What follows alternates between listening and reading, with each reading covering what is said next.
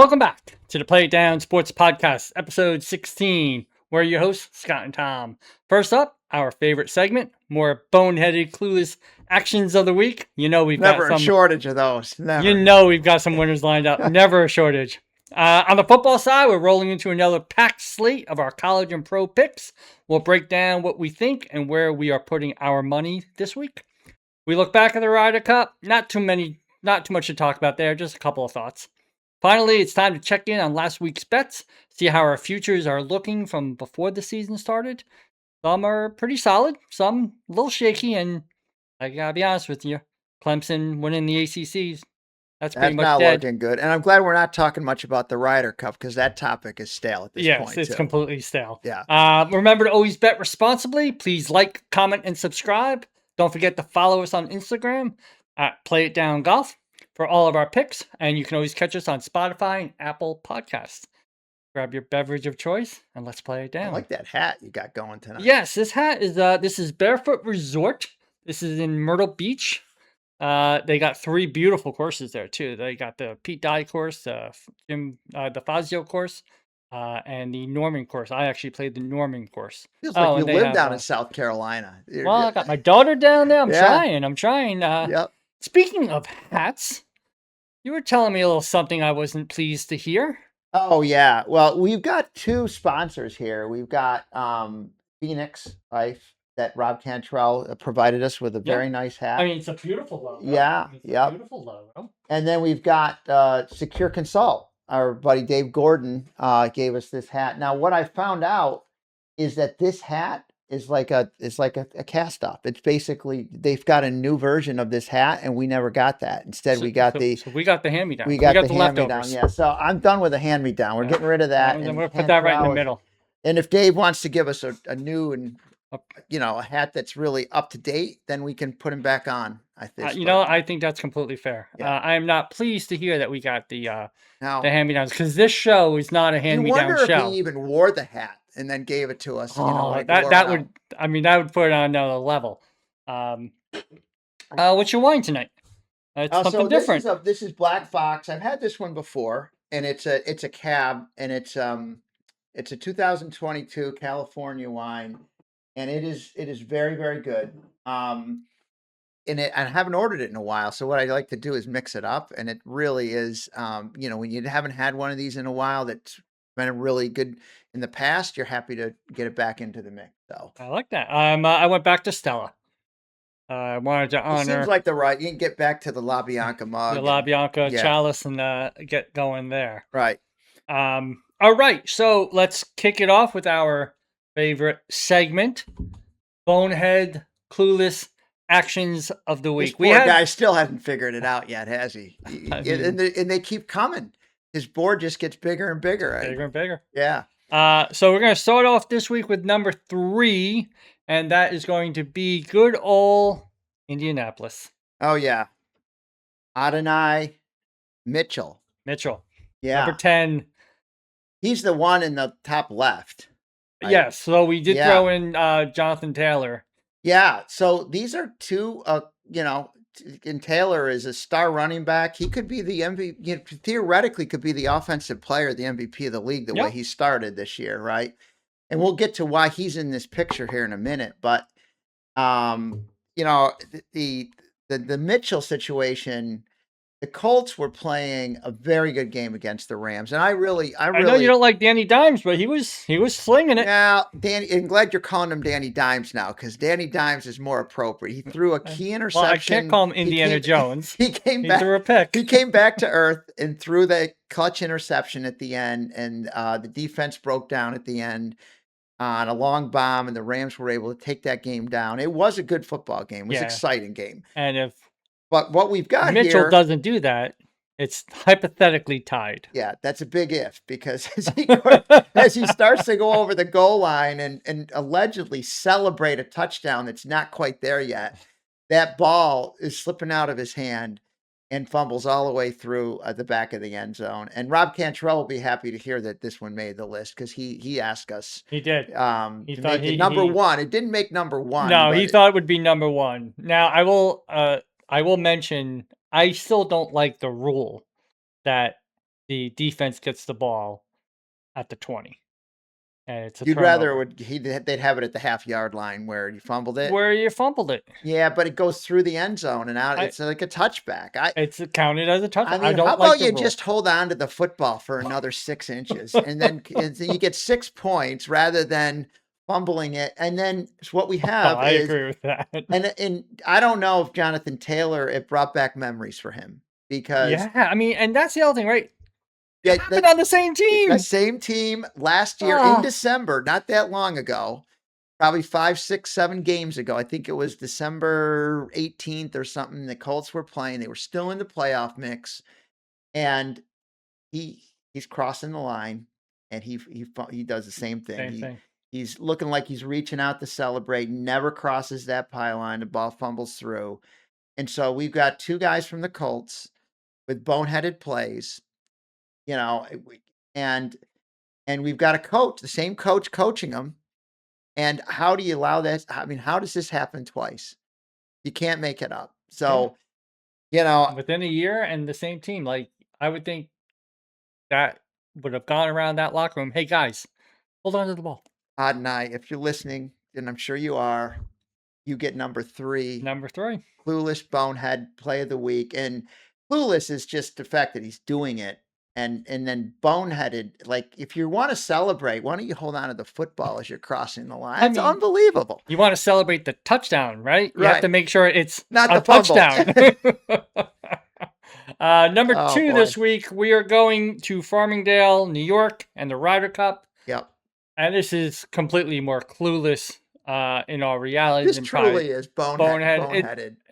Some of the actions are boneheaded. You are Yeah. right. I was thinking clueless just because of Well, how. you get clueless when you drink too much. Yeah, Right? The cluelessness kind of takes and you would over. think with $19 a beer, they wouldn't drink that much. Especially if you're going to throw it at somebody. I mean, come on. Now, in fairness, so the picture you're seeing here is the beer.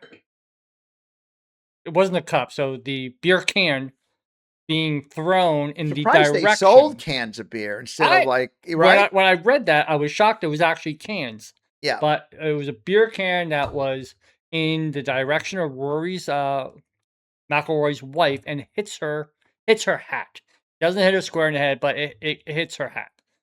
She's the one there in the picture with the big hat, the beige hat, and you can see Rory just in front of her, and they're coming They're off the 17th tee. celebrating their win. They just beat. I believe this is after they beat Bryson and Scotty 3-2. So They coming. got beat by a drum all weekend. Those 2. Yes, they did. They- So now the only thing I will say, the fan that actually bought the beer did not throw it. Oh, so there was another clueless person. Yes. Who not only had the beer eject towards Rory's wife and and the players, Wasn't holding it hard enough to Right. actually finish the beer. He didn't get paid to finish his beer. $19 for. Yeah. Lots of boneheadedness in this particular now this episode. is one instance. Clearly there was many no, instances during the Ryder Cup, so this is kind of an overwhelming. We could have had the MC get the boneheaded clueless Oh my play of the god, week, like how do you do that? Right. She's a comedian and she goes up and starts a FU Rory chant as the MC. Or at least encouraged it after it started is what I read. Like in other words, once it kind of got going, she started it apparently by trying to encourage everyone to say, "Let's go, Scotty," but that didn't stick. What stuck was FU Rory.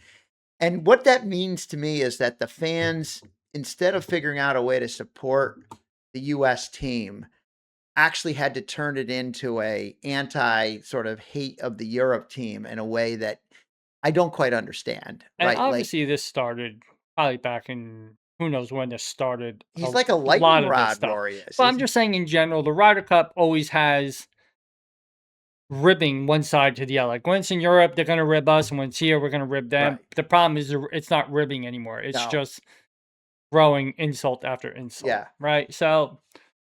I mean, you got JT trying to quiet the crowd so the Europeans can putt in some sort of like.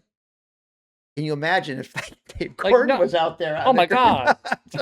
Like no one cares that you're yelling crap when they're walking to their ball, but once they're over their ball, That's when, you got to be a I little mean, respectful. golf just, So, it's not like you're at a football game, no, right? no. Oh, So anyway, that's number two. It's really the fans in Farmingdale and the Ryder Cup. They kind of all get it, there but was we a lot of them pinpointed. that get We did, credit for this boneheaded. but we needed a photo, so we grabbed that photo, Right. and then we go to number one. Ah, yes. Another coach with sunglasses that looks sporty, Matt LaFleur from Green Bay.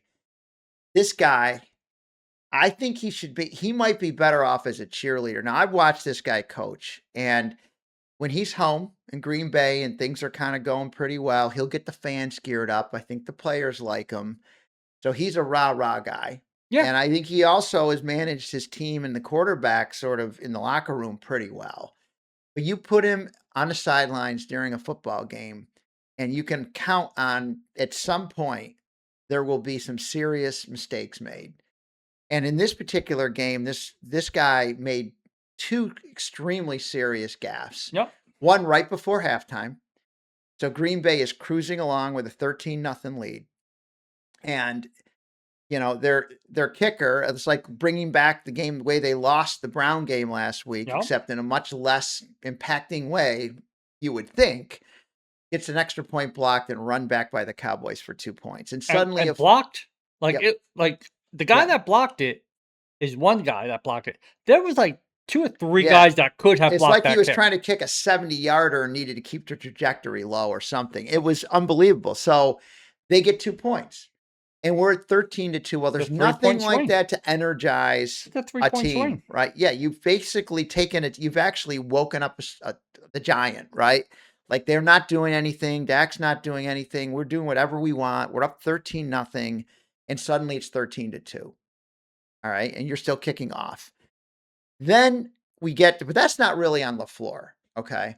Then we Well, get I mean, it's not I the guess bonehead, not. right? I guess not. No, it's not. But you're the coach. You want to blame him, you can. I know. Twitter. But I'm not. This is not part of what happened. So then we get in Dallas now, sort of comes Then back. it's just a straight track meet after that. Well, they get to 13-9. Yeah. But what a lot of people are forgetting is at 13-9, Green Bay gets the ball back with 41 seconds left. So Dallas scores late in the half. Pickens, I think, caught a touchdown, and it's 13-9. And he's trying to execute something where maybe they can get points, sort of understandable. It turns out that it gets to the point where there's really no time left in, I don't know, 15 seconds. And Love throws an interception. And on the next play, Dallas scores a touchdown and goes up 16-14 at halftime. And he basically, instead of getting to the point where it's like, we're not going to score, let's take a knee and go in the locker room up 13-9. He hands another touchdown to the Cowboys. Right? And makes it 16-14. Then the track meet emerges as we get to the second half, right? And so now we get to overtime, and you'd think the boneheaded stuff that happened, right? And it's really clueless, if you want to call it. It's clueless. To not take the knee and think that somehow you're going to, do a Pat Mahomes thing with Jordan Love at the, if it's the end of the game, it's different. It's just going into halftime, you got the lead. Take the lead at 13-9. Instead, they're down 16-13. And then they get into this wild shootout, and it goes to overtime. 37-all. Dallas comes down in overtime. They get the ball first, and Green Bay holds them to a field goal. And it there's took 4 or 5 minutes. Yeah, it might have been. They had. It was over 5 minutes. So yeah, they had about four something left. I think Green Bay has down 40-37. And they start a very methodical but effective drive going down the field. And as you start to get inside of 2 minutes, and there's one timeout per team allotted, you start to figure they get 2, but they had used 1, so they only had 1 left. Oh, that's right. They had used 1. Yeah. So you get to the point where you're worried a little bit. Your goal here is to score and the game's over, a touchdown. Yeah. A field goal could extend the game or would end the game if it's on, A horrible rule, by the way. Yeah, I know you don't like it, but that is the rule. And Matt LaFleur, I think, should know the rule, although there's a question as to whether he even knew the rule, but I think he did. I will say Mike Tirico in the broadcast made it sound like Dallas was going to get the ball Dallas again. gets the ball back regardless of what happens. Which was I heard that, and it's hard to believe that announcers and coaches wouldn't know that rule. But in any event, Green Bay played like that was the rule. Yeah. And they allowed the clock to bleed and crimp themselves, or got themselves in a position where they couldn't run all the plays they would have wanted to try to score, and started hurrying plays at the very end. And with 9 seconds left, they decided to run a third down play. And I think the clock's running, and that ball the time should have expired, but they deserve thankfully, to lose that. somehow for Green Bay, the ball falls to the ground harmlessly with a second left, and they're able to kick the tying field goal. That game knocked you out of our survivorship pool at the Circa, and knocked out 700 or 800 other people. And the Green Bay's incompetence, disappointed 2 weeks in a row millions of Green Bay Packer fans, or at least hundreds of thousands of Green Bay Packer fans. And Matt LaFleur's response was, and this is the quote, "This was like watching a slow motion car crash." Now, you're the coach on the sideline. You're the conductor. You're the freaking conductor driving the train, driving the car. You're basically you're not like watching it from the, well, you were watching it from the sideline apparently, and not doing anything about it. So it's a conductor who is watching the train that he's driving crash. Well, Matt LaFleur, in your fancy sunglasses, you are number one boneheaded. He looks a lot better than he coaches, doesn't he? Yes, he does. Yeah. You are number one this week in our boneheaded and clueless section. Next, we'll move over into the Ryder Cup with a couple of takeaways. Again, we are not spending much time on this. God, the amount of stuff that you've been able to digest since the Ryder Cup. It's overloaded. It's overloaded. But a couple things that I thought was interesting. Shots gained tee to green actually favored the U.S. However, shots gained putting clearly favored the Europeans. The course setup was a big thing as well that you heard a lot about. I don't know how many courses I've seen or tournaments I've seen the PGA Tour or DP World Tour where you're hitting long woods, 3-5 woods, or long, 3-4 irons into these greens, and you watch the ball just plug and stop. I don't know. I mean, we haven't gotten a lot of rain in the East Coast. I don't know why they were as soft as they were. They must have just had them, and they must have really had them. They had those things so soft, and it just favored the Europeans. It just did. And then the other big thing was the envelope rule. Yeah, I hate that rule. I don't like it either. I don't know why you just don't bring an alternate to these things. I agree. Right? Let's be honest. There's 12 vice captains. That can't be one alternate. Well, I mean, and if you have an injury and you're in a position, and I'm not saying the Europeans did this because Hovland's injury was, kind of well documented, but it's kind of one of those things that, to me, you could game the system if you wanted that half a point in a match on Sunday where you were as close as they were. In that point, that half a point was very, very large to the U.S. And I think, I'm not saying they should forfeit. I'm saying that you should have an alternate that's named. And in the case of an injury, that alternate gets to play. Because let's be honest, what happens if that is an injury? Well, yeah, if it's the first 2 days, you sit him out because he's not playing anyone. It only applies. That's right. To you Sunday. Only need him in the singles. It only applies to Sunday. Now, again, we've used that envelope rule in full disclosure to gain a half point, and I think it was 91 or 93. It's been used 4 times. This was the 4th time. First in, I think, 79, 91, 93, and now. And it's rare that you'd ever have it, right? But it had an impact. You should. Now, I have a bigger issue with retaining the cup in a tie. I don't think there should be a tie. I think it's very easy to come up with a scenario where if it's 14-14, you have some sort of playoff. We discussed a little bit. Yeah. I mean, I like my suggestion. I would take 4, 2 from each side, put them 3 holes. It's an aggregate or an alternate shot, and it's a 3-hole match. And if it's still tied, then it's 1v1. I mean, that's how you would break a tie in most tournaments and playoffs. Right? And this having so much significance and impact, I don't know. I don't like the tie, but it wasn't a tie. Congrats to the Europeans. They completely boat raced us the first 2 days. Yep. and we tried to get back in it, but we fell short. Yeah. And whoever had those European And we tickets, don't have this up there, but I had one bet in this. I didn't want to bet against the US. I said I thought the European odds looked good, but I wasn't going to put myself in a position of being rooting against the US to win money. mhm. But I did bet on Hatton to get 2 or more points, and that was an easy win. Yep, he got 3.5. I had Hatton as the high European point getter. He fell a half point short. 3.5, and who got the 4? Um, Was it Fleetwood? it was Fleetwood. Yeah. Yes, Tommy Fleetwood had 4 points. Yeah.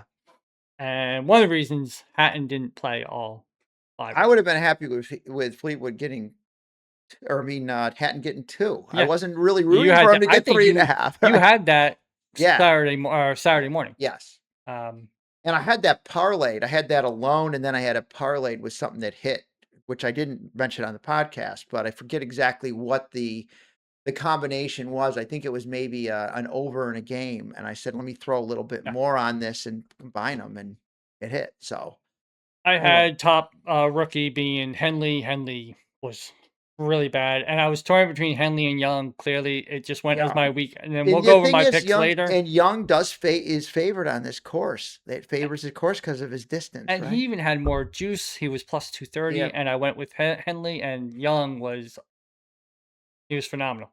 One thing I'll say about Young is I feel like he doesn't always deliver, but he's very laid back. So I think the pressure is less likely to Yeah, get to him. And I agree. that's And yeah, he did great. a little like Fleetwood. He doesn't get bothered when things go No. sideways in a tournament. He comes back the next week. It I just mean, keeps coming back. Fleetwood was just unreal. I Yeah. mean, some of these shots, these guys. Okay, but that's enough. No more. We said we wouldn't talk a lot about it. We're not going to. Okay. So let's look at this week's picks. Yeah. You want to go first this week? I think I went first last week. All right, sure. So we stick with our 3. I think that's a good number. I'm going to start with a total. And I noticed that we intersect here a little bit on that. So going down to the third line there, the Vandy Alabama game, Vanderbilt has been lethal this year offensively. Mhm. And by the way, I did throw their quarterback in on top of some of my other Heisman's maybe 3 weeks ago when they were taking care of South Carolina. And he's gone from 80-1 to 17-1 to win the Heisman. Now, a lot of things have happened to get him there. Right. And he's playing against Simpson, who's I think now at 8 or 9-1. And these two teams, I think, could get into a shootout. Alabama's looking very, very strong, but I can't get out of my head that they still gave up a lot of points to Florida State. I know that their defense played better against Georgia, but I think Georgia's offense is a little in disarray. And Vanderbilt has just been scoring points at will. Mhm. So what I'm expecting, especially if Vandy gets behind, is a lot of opportunities to put points on the board and a bit of a shootout here. And I think, according to the box scores I'm looking at and analyzing, I think it's easily going to go over 60. And I have it really at like a 63, 64 point game. So I really like this as a total. So I put it in. I usually don't do totals as one of the 3 picks. I usually try to parlay 2 totals. I didn't do that this week. Then we move up to the other 2. Florida State, they lost a tough game to Virginia in overtime. I think their odds and rankings have gotten a little punished. I know Miami's been strong, but Florida State's at home. They hammered Alabama on opening night, so I still think that that's significant. And they've won all their other games, not against great opponents. And then they had that back and forth game they lost on Friday night to Virginia. They'd be well rested and fired up to go. And I kind of feel like you're going to give me 4.5 points at home with a team that's as athletic and with a good quarterback. I know Miami has similar skill, similar types of players, right? They've got the quarterback that's in the Heisman mix. They're playing extremely well. They took care of Notre Dame, so they've played some significant opponents. But I like the points there, so I took them. And then Memphis is one of my teams, kind of like Louisiana Tech, right? I've got them as a future You to rode win them there. a bunch this year. So last week I tracked them because I put an in play on them. They were behind 16-10, and I believe it was Florida Atlantic that they were playing. Mhm. And They wound up winning the game by 29 points and scored, I think, 31 in the last quarter, and they were away. And so they just keep going. I mean, I thought about a total, but it's in the 60s here. So I said, you know what? Tulsa has, had one significant win by beating Oklahoma State, who is just an awful, awful team this year. The same team that lost 69-3 to Oregon. And, so they lost to Tulsa. Tulsa upset them. But Tulsa's lost by 17 to Tulane. They've had several losses that are against what I would call okay competition. And now they're playing, I think, a stronger team, and Memphis is home, and it's inside of 3 touchdowns. So don't usually like to lay these numbers, but really thought that Memphis is like a 4-touchdown win here if they play the way that they should. And then the Barking Dog Moneyline Parlay plus 830. So it's a nice number. That's a nice number. And it's basically taking Maryland to beat Washington, and they're an underdog by almost a touchdown in that game. And Florida over Texas, which is more of a stretch. I think Florida's getting 830 on it. Florida's about a touchdown underdog there, but I think they've got a little more healthy, and they're home. And Texas, I'm not sure they've got things figured out with Arch Manning and that team. So this is a long shot. You'd obviously bet less on it, but you get paid over 8-1 if these two home teams win at home. So that's why we call it the Barking Dog Moneyline Parlay. And they're both home teams. The Florida State game last week, did you watch that? I watched the end of it. Was it a catch? I don't know. Right? Yeah. They were shocked it was overturned because it was ruled a catch. Yep. But they overturned it. Okay. Well, I also have Vandy in Alabama. Alabama obviously comes in as a heavy favorite at home. But kind of like what you said, Vandy has just been lighting up the scoreboard lately. The total opened at 55.5, and some books have already bumped that number to 56.5. But DraftKings was still at 55.5. ESPN Bet had moved it up to 56.5. So money is definitely, I think, flowing towards the over there. Yep. The only real factors we have to worry about would be weather, turnovers, or a slow pace, and I just don't see it in this game. I like the over, obviously, for everything you just said. I think it's going to be somewhat of a track meet, and I could totally see this going into the 60s as well. Yep. My second game, I have Kansas over UCF. So for my Kansas, the ESPN matchup predictor gives Kansas 55% chance to win over Central Florida, which is right around 45%. The spread sits at Kansas minus 4.5, and the over-under is right around 53.5. Kansas has obviously the more balanced offense. QB Jalen Daniels is thrown for over 1,200 yards, but he's got 16 touchdowns with only 2 picks. That's the big And they thing. were impressive. They played Fresno early in the year. They were impressive in that game. They did lose to Cincy last week. I know. And that was a tough loss. And I think Cincy's not a bad team. I considered them. I like Cincy. I like the Bearcats.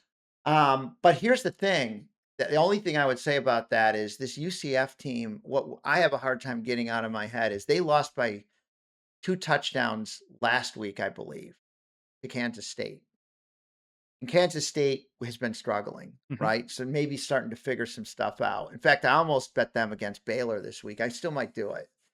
They're getting almost a touchdown. But, I like Baylor too, so it's hard. I would say this about UCF is that there were some that thought North Carolina could give them a match. They were getting a touchdown 2 weeks ago, and UCF at home crushed them. And so I think UCF's a little bit more of a home team. I think you're right with all the analytics here. The part that shied me away from this was Kansas giving the points on the road. Right. Now, I agree with that. Now, Taven Jackson, who's the UCF quarterback, and you kind of call it, he's been up and down. He has a good game, has a bad game, and most of the better games maybe it is are at home, right? The home game is going to be the issue. Not the issue, but the home game might be the anecdote for him. I do like the Kansas team, though. I do too. Right. But UCF has struggled against the run. They give up some big chunk plays that kind of feeds into Kansas's rushing attack. If Daniels hits some explosives downfield on top of the running game, UCF. This is the Big 12. Every game is a challenge to handicap. That's why it's dangerous to put a Big 12 game on the board, because you just don't know what you're going to get. But I do like Kansas City over UCF, given laying the 4.5, even on the road. And then my last one, I have Akron over Central Michigan. Again, Central Michigan is favored here as well, but I will take the 8.5 points. Akron is the home team getting 8.5 Yeah. points. So I just see some value. ESPN matchup predictor has this pretty close. It's 55-45. So listen, if Central Michigan tends to lean on a heavy rushing attack, which keeps the clock moving, limits possessions, perfect for keeping the score tight.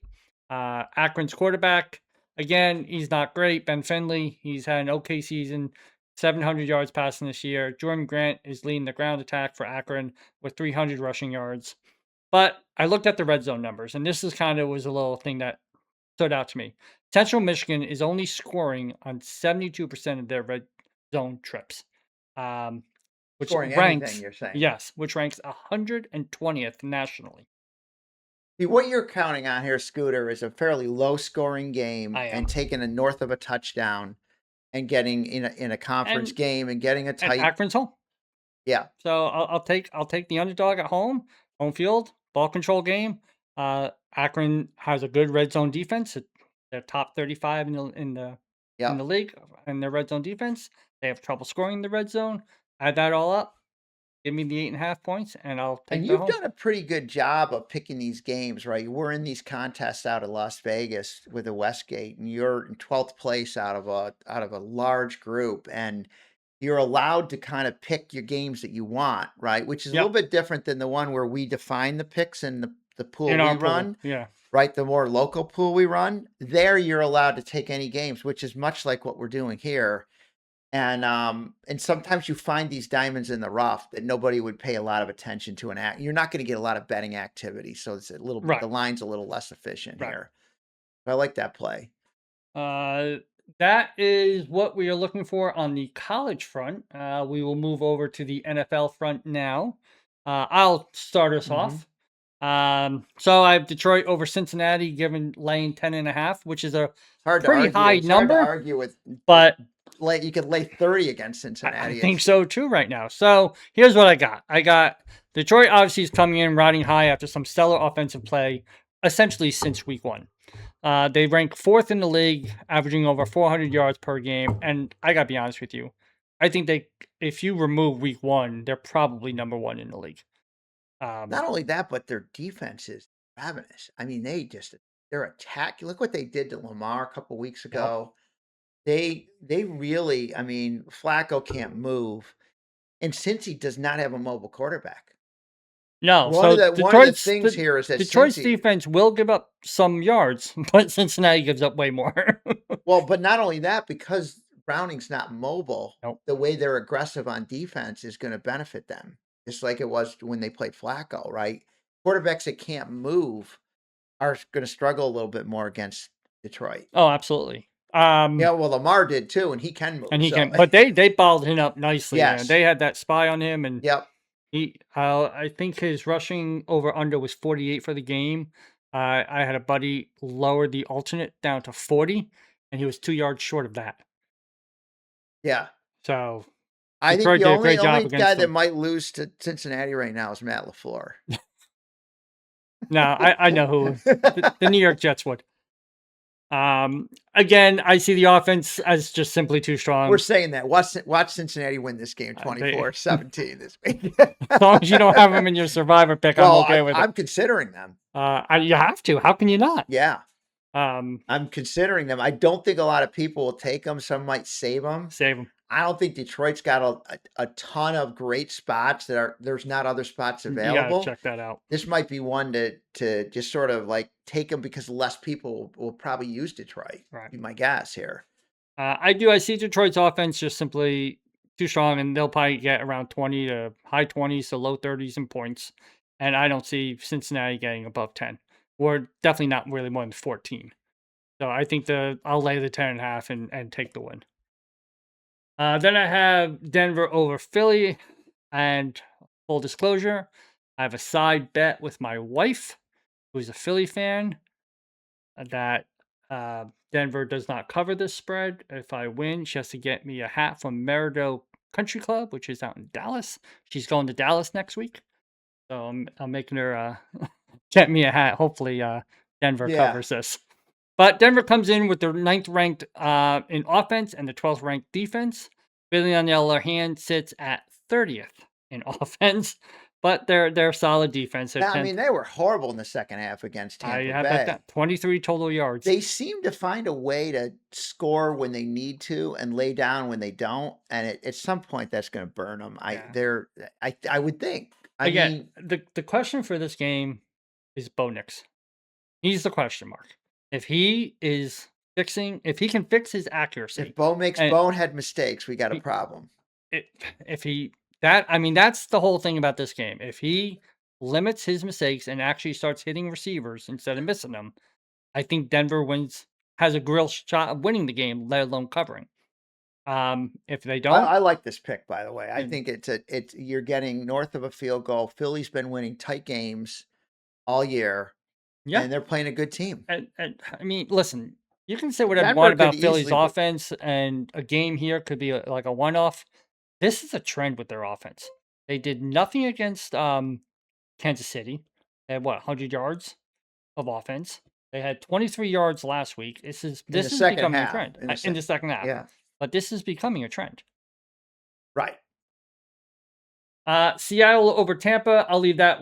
We both have that one, so I'll stop talking and I'll let you go through your picks. Oh, sure. Okay. Well, we'll pick up with that. The reason I took Seattle, I didn't like the hook, right? Because I can picture this game being Seattle being in control and Baker finding ways to make it very, very tight at the end. And under normal circumstances, I would like the Bucks. I took them last week getting 3.5, and they really should have covered, but they got too far behind and they made some mistakes at the end. And again, Philly's starting to feel like that, like the Chiefs or the Patriots of old, where you look at them and you're like, they shouldn't be winning these games, and they just keep winning them. But so the Bucks are a dangerous team, and I recognize that, and I like their team a lot. But I don't think this is a great situation. Seattle's got 10 days of rest. They played on the previous Thursday. Yep. They took care of the Cardinals. They're home where it's hard to play if you're an opponent. And the Bucks are coming off, a tough loss against Philly, and they've played in a lot of close, tight games all year. And I just feel like the situation of traveling across the country and playing in Seattle in this situation, I'm willing to lay the hook, lay the 3.5, and make Seattle a play. On the flip side of it, looking at the Jags game, I think the opposite's true there, right? The Chiefs took care of business in a very methodical and dominant way against a wounded Raven team. And the Jags went out west and took care of the 49ers, who are also wounded. Very wounded. But they beat them. They beat them from beginning to end, right? They slapped that team down. And it wasn't as though San Francisco was as wounded going into that game as they were coming out. And the Jags could be undefeated, right? They blew that Cincinnati game when you still had Joe Burrow. Yep. And now they're back home, and they're going to be fired up on a Monday night. And historically, the Chiefs don't cover when they're favorites. So I know that it's hard to watch the Chiefs beat the Ravens the way they did and then bet against them. I can't lie. It's hard to do. I couldn't do it. But I'm doing it. And I'm taking the Jags with a 3.5. Well, you're anti-Patrick Mahomes. Well, but I'm trying not to bring that in. Like last week, I was on the Chiefs. Okay. You are. So... and then this Panther game, this is another situation where the Panthers shut out Atlanta 30-0 at home, and then went and were just despicably bad against the Patriots, right? The one time I have faith in Bryce Young, by the way. Because you picked him at the wrong time. Clearly.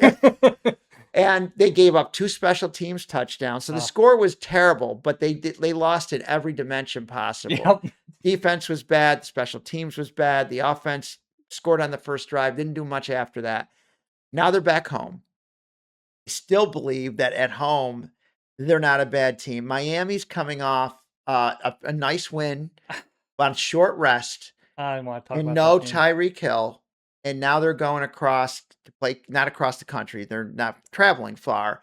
But on one day less rest, they're going to go up and play a Panther team who's going to be looking to get it going again.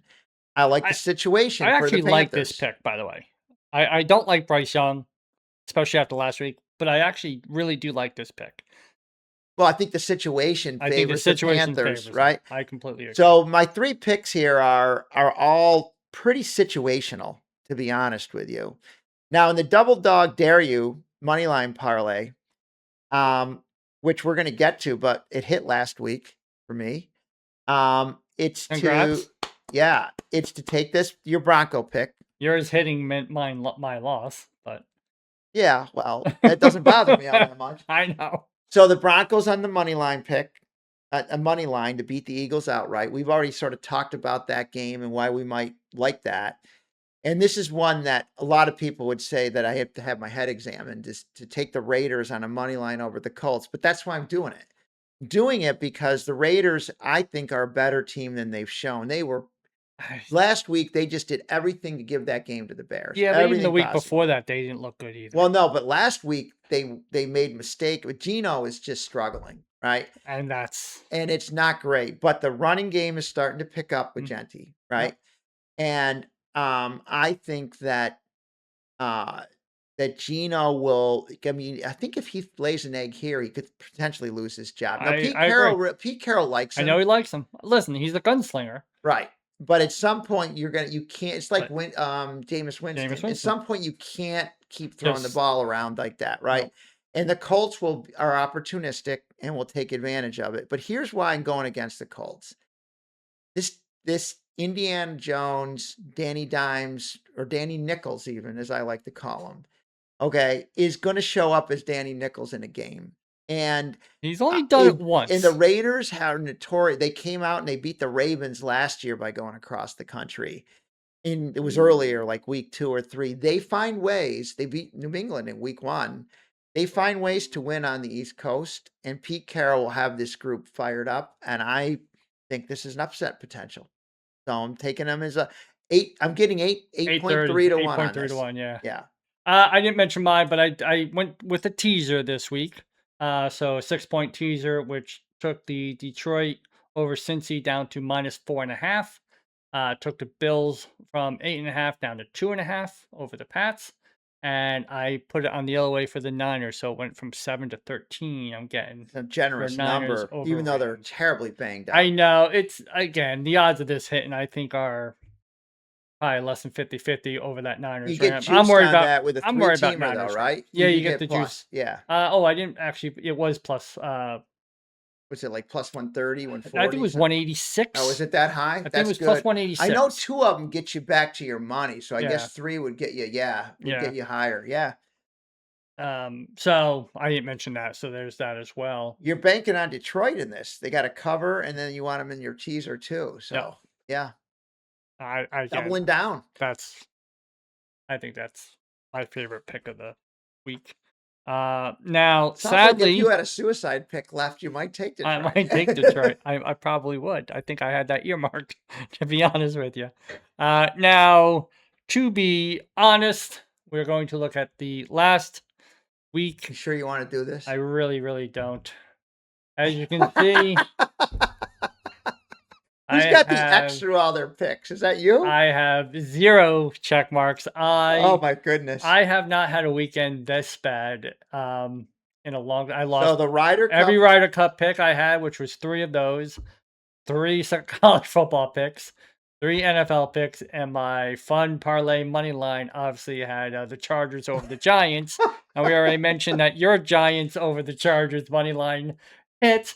Therefore, mine did This not. is where people who are listening to this say, I could do that. Yep. And actually, they couldn't. I don't know that you can I don't know pick if you 9 can do that. That is that many impressive. losers. That's 10. I just announced that I had 10 picks and I lost all 10. Yeah. I was And 0 for 10. meanwhile, though, you are in 12th place and figured out a way because you got to pick your college games to go 4-3 and sit in 12th place against 1,000 people in a handicap college tournament. So I And think full disclosure, the only reason I won the Colorado, if you notice, oh, you're talking about in your other pool. in the other pool, I for some reason went against myself Yeah. with the Colorado BYU. BYU pick. Yeah. and I I wrote thought that down, was a difficult game. I didn't like that game at all. All right, so let's jump over to the more positive side, yeah, which would be my side. Um, so in the college picks, we were 2-1. We had La Tech they've been a nice moneymaker, right? I have them over 5.5 wins, and I think they've already got 4. And I had them on the road at UTEP, and they won the game 30-11. It was a pretty easy cover. They were ahead the whole time. It got tight, I think, at one point, but they never really lost that cover.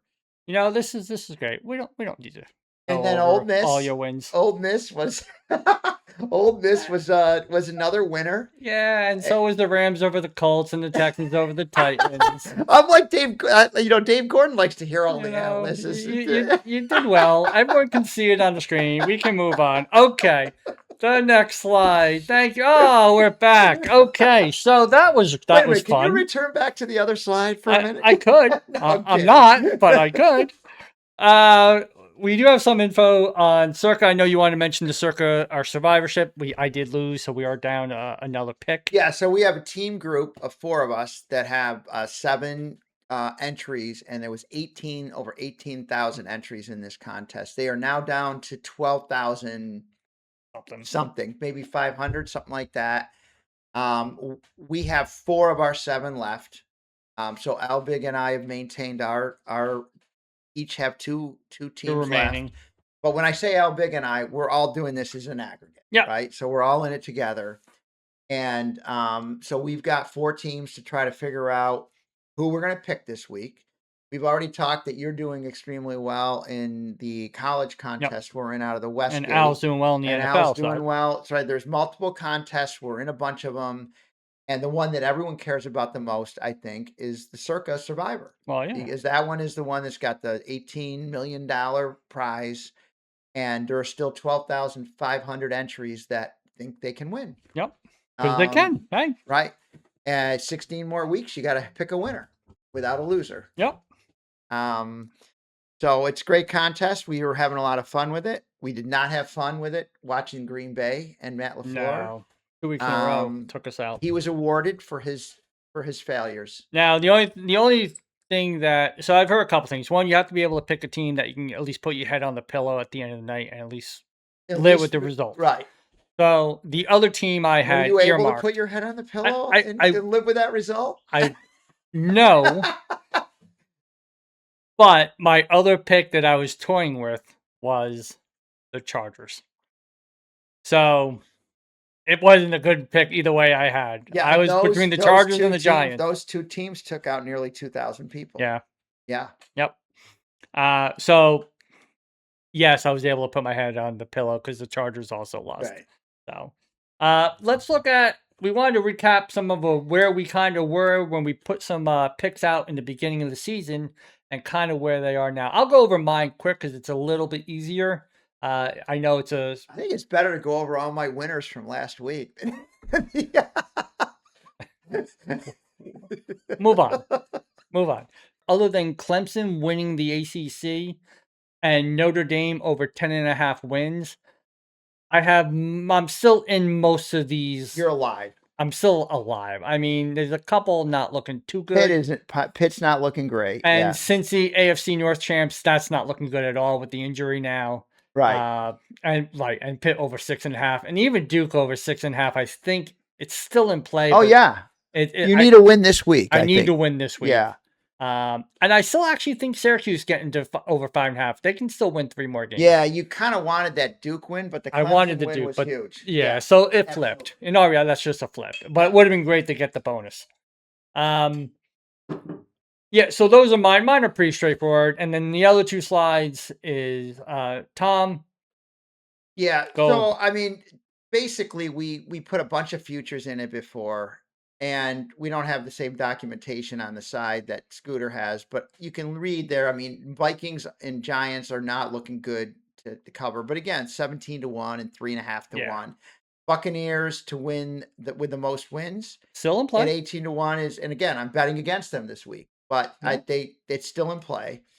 The Seahawks to win the West is definitely in I play. like that The one. Giants over 6.5 wins. I still have hope for that. Cardinals to win the Super Bowl. Who knows? I mean, they got to make the playoffs. Denver, I think, is still very much alive in the West. Kansas City to miss the playoffs. I really like that bet until the last 2 weeks. I Yeah. need Jacksonville to take them out to keep that alive. And Jacksonville is I in a like that good bet. I spot have that. I have over. that same I mean, and bet. now New England, I think, talked to my buddy Tyler up at Mount Tabor, who's a big New England fan and went the other way on this over 8.5 wins. I've told him I'm actually not liking my bet here. They're 2-2, and I think they're a better team than I gave them credit for. I don't think they are, but I still see them getting to 7 wins. Yeah, I just feel like I've seen enough. They could easily have beaten Pittsburgh, and they Yep. probably Probably could should be have. four. They could be 4-0. Well, Um, I don't know about that. well, the Raiders were the other one that they lost to. So anyway, they're probably at the record they should be at, Yep. if the truth be told. But 2-2 is on pace to win 8 games, Yeah. right? And then on the college side, we're gonna the Heisman winners. They all looked pretty good in the beginning, but now Nussmeier's fallen off. Mateer's gotten hurt, so he's gone from 8-1 in the favorite back out to 30. Dampier sitting about where he is, and Robinson. And Baylor does not look good in SMU. So those bottom futures don't look great. I did add Pavia in for Vanderbilt at 80-1, and he's down to 17-1. So these Heisman numbers pop all over the place. Um, and then on the futures, Oklahoma, this injury to Mateer really hurt everything, right? Yep. They're undefeated. They will win this week against Kent State. But can they claw to 8 wins? I don't know what the answer is to that anymore with the injury. I was feeling really good about this. Baylor, I think, is still alive to win 8 wins, I do. but they don't have a lot of margin. Florida's not winning the SEC. Oklahoma had a shot. I don't know if they do anymore with their quarterback injured. LSU is sitting at about the same odds, but the loss last week hurts them. Florida State needs to win this week to have that win, and we're in good shape with La Tech La Tech is over. looking great. And Memphis to win the AAC is in look and is a good spot. Southern Miss, I think they won big last week. That's a long shot, right? Yeah. The only one I added, Scooter, onto all of this as we review it is I added last week Missouri to win the SEC at 22-1. Looking at their Okay. Good. schedule, it's a weak schedule. Yeah. They've played very well, and I think now it's down to 18-1. So people are pounding that, maybe because I bet it. I don't know. Probably. Yeah. You are the catalyst. So a quick look back on our futures, and we'll keep tracking those and seeing how they're doing. And that, ladies and gentlemen, wraps up. And congratulations, by the way, in our local pool to Dave Gordon for bringing that down last week. We have to Yes, mention his name as we a, did in a not. Well, we positive mentioned light here. we did it in a We negative threw his light. hat. Well, we threw his hat. I mean, the hat is well founded. Yes, Right? absolutely. I mean, But yeah, we're running a 7-team. We picked the games against the spread pool, and Dave Gordon did take it down. yep. That is episode 16. We will be back next week with more picks, more futures, more boneheads. And we got a couple I mean, there's a golf tournament this week. We haven't had the time to handicap it, but we may throw a couple picks up first. Start doing some stuff on the golf again. Yeah, Very again, brief. follow us on Instagram at Play It Down Golf. All our picks are there. Play along. If you have any picks, always send them to us. We'll mention them online. We'll mention them on air, and we'll go from there. Sounds good. All right. Have a good one.